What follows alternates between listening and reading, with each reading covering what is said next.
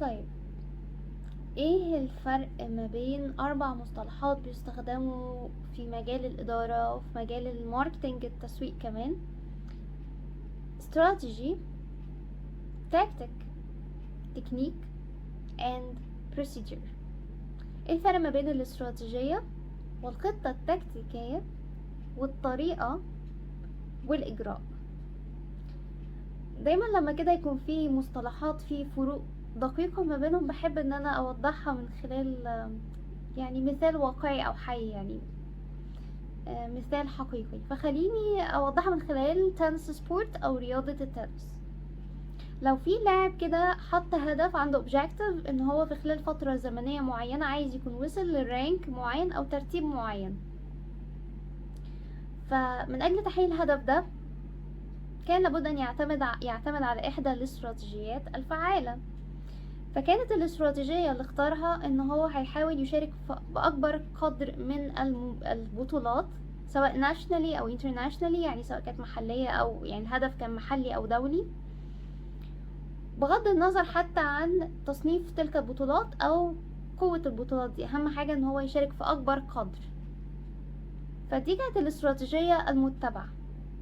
من اجل تحقيق الاستراتيجية دي كان لابد ان يضع خطة تكتيكية، لان الاستراتيجية هدفها الرئيسي هو ان هو يعني يكسب عدد كبير من الماتشز او او المباريات في البطولات المستهدفة.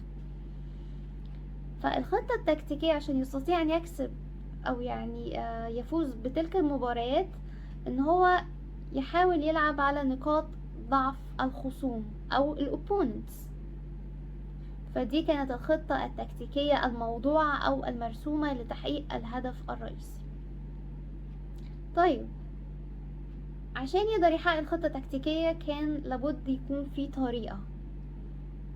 فالطريقة ان هو قرر ان يأتي بجميع المواد الإعلامية المصورة الخاصة بمباريات الخصوم اللي هو هينافسهم في مبارياته، او ان هو يعني يحاول ان يأتي بأكبر قدر من المعلومات عنه من خلال الإنترنت مثلا، أو من خلال سؤال اللاعبين الآخرين الذين سبقوه في منافسة هؤلاء الخصوم عشان يقدر يعرف نقاط الضعف.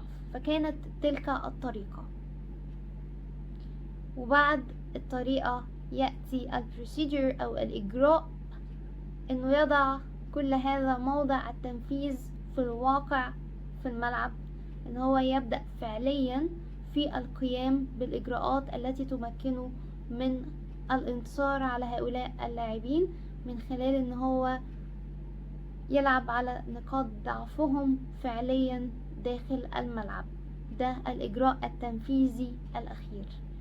فأتمنى أكون بالمثال البسيط ده قدرت أفرق ما بين، يعني أوضح لأي حد هيسمع الفيديو أو إن هو يتفرج عليه، إن هو يعرف الفرق ما بين الفور terms، لأن التفرقة ما بينهم مهمة جدا في مجال الماركتينج، في مجال إدارة الأعمال كمان.